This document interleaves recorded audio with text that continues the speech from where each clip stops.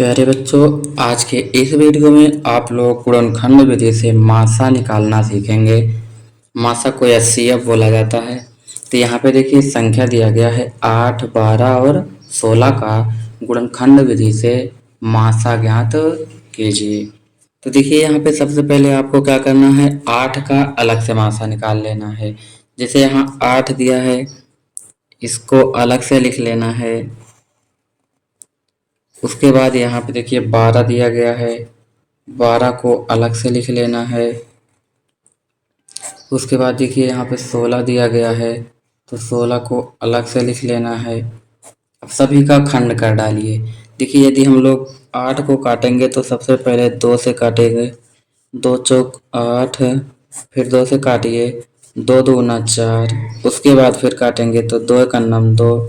अब यहाँ 2 से काटिए इसको, 2 छंग 12, फिर 2 से काटेंगे, 2 तिहाई 6। उसके बाद 3 से काटेंगे, 3 का नम 3।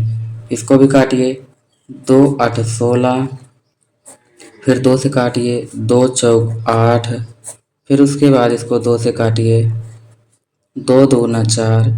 उसके बाद फिर से 2 से काटेंगे, 2 का नम 2। इसको काटने के बाद क्या करना है, आपको सभी का खंड अलग अलग लिख लेना है।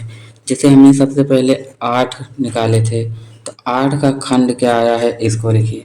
तो 8 का खंड क्या आया है, 2 गुना 2 गुना 2। इसको लिख लीजिए, 2 गुना 2 गुना 2। उसी प्रकार से यहाँ पे 12 और 16 का लिख लीजिए, 12 और 16। देखिए 12 का क्या आया है, 2 बार 2 है, 1 बार 3 है, लिख लीजिए 2 गुना 2 गुना 3। अब 16 में क्या है, देखिए 1 2 3 4 बार 2 है, इसको लिख लीजिए 2 गुना 2 गुना 2 गुना में 2 4 बार है। अब देखिए यहाँ पे जो मासा निकाला जाता है गुणनखंड विधि से, ये देखा जाता है कि कौन कौन सी संख्या मिल रही है।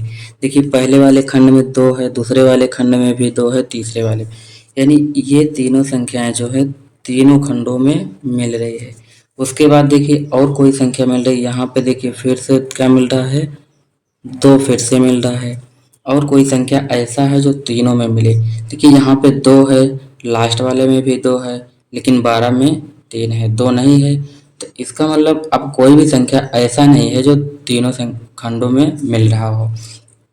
तो यहाँ पे क्या मिला है, 2 और 2। तो इसको लिख लीजिए, 2 गुना 2, 2 गुना 2, दोनों का गुणा कर लीजिए। तो क्या आएगा, 2 दूना 4। तो यहाँ पे देखिए आप लोगों का जो मासा निकल के आएगा कितना आएगा, 4। और ये मासा कितने का आया है, लिख लीजिए यहाँ 8, 12, 16 का मासा।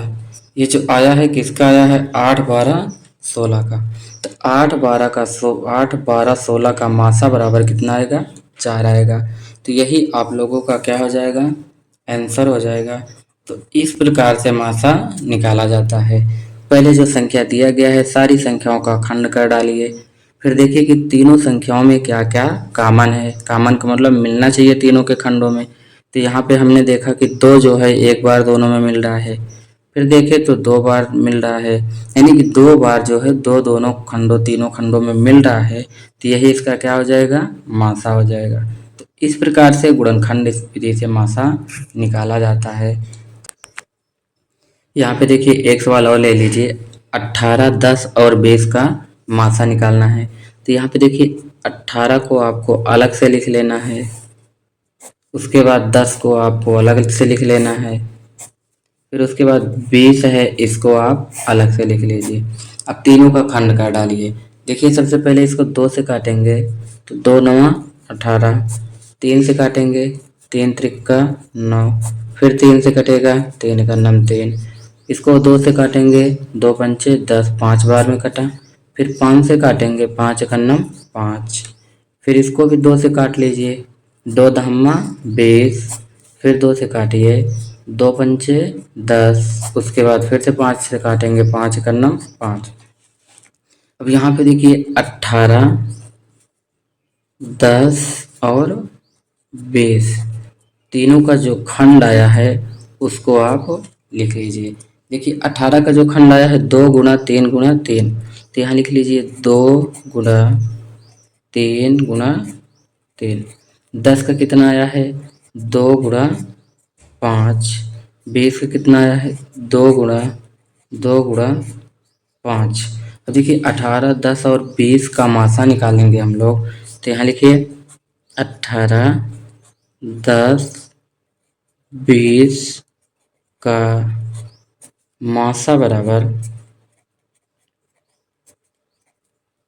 देखिए 18, 10, 20 का मासा बराबर, तीनों संख्याओं में कॉमन क्या है। यहाँ पे देखा जाए तीनों में 2 एक बार मिल रहा है, और कोई संख्या है जो कि एक भी बार मिले, और कोई संख्या ऐसा नहीं है जो तीनों में एक भी बार मिले।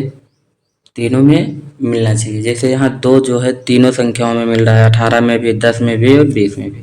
तो इसका जो मासा हो जाएगा वो कितना हो जाएगा 2 ही आएगा, तो इसका मासा बराबर 2 हो जाएगा। यही आप लोगों का आंसर हो जाएगा।